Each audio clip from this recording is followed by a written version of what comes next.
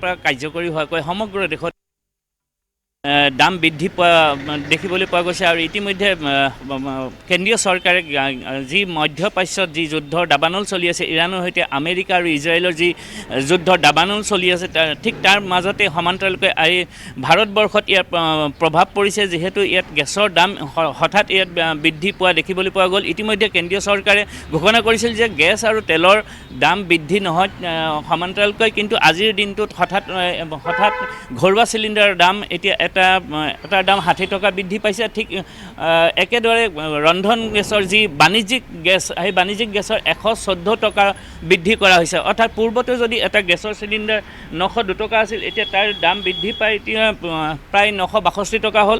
ঠিক একেদৰে বাণিজ্যিক চিলিণ্ডাৰ প্ৰতিটো বাণিজ্যিক চিলিণ্ডাৰ 19 কেজি এটা ওজনৰ যি বাণিজ্যিক চিলিণ্ডাৰ আছে তাৰ দাম পূৰ্বতে আছিল 1989.50 পইচা। ঠিক একেদৰে তাৰ সমান্তৰালকৈ 114 টকা বৃদ্ধি হয়, এতিয়া 2104 টকা 50 পইচা বৃদ্ধি পালে।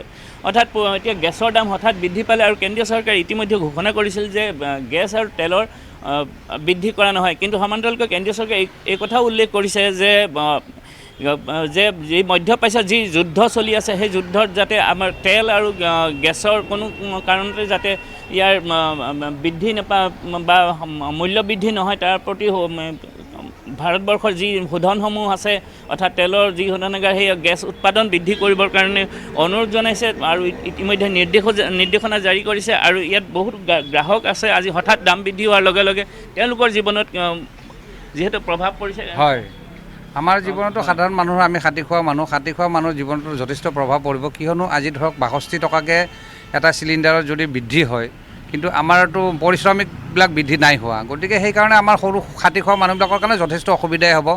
আজি হয়তো আপোনাৰ গেছৰ দাম বৃদ্ধি হৈছে, কাইলৈ পেট্ৰলৰ দাম বাঢ়িব, কিন্তু আন্তঃৰাষ্ট্ৰীয় বজাৰত পেট্ৰলৰ দামটো বা গেছৰ দামটো নাবাঢ়ে বুলি এটা প্ৰতিশ্ৰুতি আহিছে, কিন্তু আমাৰ ভাৰত চৰকাৰ তৎকালীনভাৱে কিয় সিদ্ধান্ত কৰি এনেকৈ এটা সিদ্ধান্ত ল'লে সেইটো বুজি নাপালোঁ। সেইটোৱে মধ্যপ্ৰাচ্যত যি যুদ্ধৰ দাবানল চলি আছে তাৰ সমান্তৰালকৈ হঠাৎ এই গেছৰ বৃদ্ধিয়ে এতিয়া সৰ্বসাধাৰণ ৰাইজক মাধমাৰ সোধাইছে। গেছৰ দাম বৃদ্ধি পাইছে, ৰন্ধন গেছৰ। তাকে এটা কথা মই শুনবাহে পালোঁ কথাটো, কিন্তু অকস্মাত যদি বাঢ়িলে দামটো সেইটো কিন্তু আচৰিত কথা এটা হৈছে। সমাগত নিৰ্বাচন, বিধানসভা নিৰ্বাচন অসমত, আৰু আজি হঠাৎ গেছৰ দাম বৃদ্ধি, কি ক'ব বিচাৰে? আমাৰ এই সাধাৰণ পৰিয়ালৰ কাৰণে অসুবিধা হৈ আছে। এতিয়া চৰকাৰে অলপ দামটো ঠিকমতে ৰাখিলে ভাল হয়। আৰু দিনে দিনে এতিয়া দৈনন্দিন জীৱনত প্ৰয়োজন হোৱা যি অত্যাৱশ্যকীয় সামগ্ৰী, তেলৰ কথাই কওক বা শাক পাচলিৰ দামেই কওক, সেই মূল্য বৃদ্ধিৰ লগে লগে আকৌ ইয়াত গেছৰ দাম বৃদ্ধি পৰিলে মধ্যবিত্ত শ্ৰেণীসকলৰ কাৰণে আপোনালোকক কেনেধৰণৰ? আমাৰ মধ্যবিত্ত শ্ৰেণীৰ কাৰণে বহুত অসুবিধা হৈ গৈছে। গেছৰ দাম বৃদ্ধিয়ে কেৱল সৰ্বসাধাৰণ গ্ৰাহককে নহয়, ইয়াৰ প্ৰভাৱ হোটেল ৰেষ্টুৰেণ্টতো ইয়াৰ নিশ্চয় প্ৰভাৱ পৰিব। বাণিজ্যিক গেছৰ দাম বৃদ্ধি পাইছে, ঘৰুৱা চিলিণ্ডাৰৰ যি গেছ সেই তাৰ সমান্তৰালকৈ বাণিজ্যিক গেছৰো দাম বৃদ্ধি কৰা হৈছে 114 টকা। হয়, কি ক'ব এতিয়া? নাই গম পাইছোঁ, আপোনালোকৰ মাধ্যমৰ যোগেদি গম পাইছোঁ যে বাণিজ্যিক চিলিণ্ডাৰৰ দাম বঢ়া বুলি গম পাইছোঁ।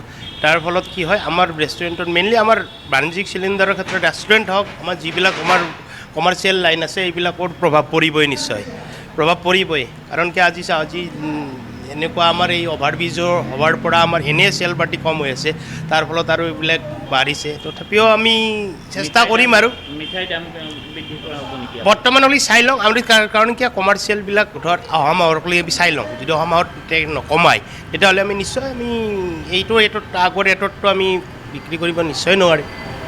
আমি কিবা বিকল্প ব্যৱস্থা এটা ল'ব লাগিব, হয় দাম বঢ়াব লাগিব, নতুবা গেছটোৰ এইটো প্ৰডাকশ্যনটো কমাই দিব লাগিব, কিছুমান এনেকুৱা কৰিব লাগিব। আৰু আমি চৰকাৰলৈ অনুৰোধ যাতে আমাক এই কমাৰ্চিয়েল লাইনত যিবিলাক বিজনেছমেন আছে, ৰেষ্টুৰেণ্ট অলপ সকাহ দিয়ে, তাৰ বাবে আমি মানে হিমন্ত বিশ্ব ছাৰৰ ওচৰত আমি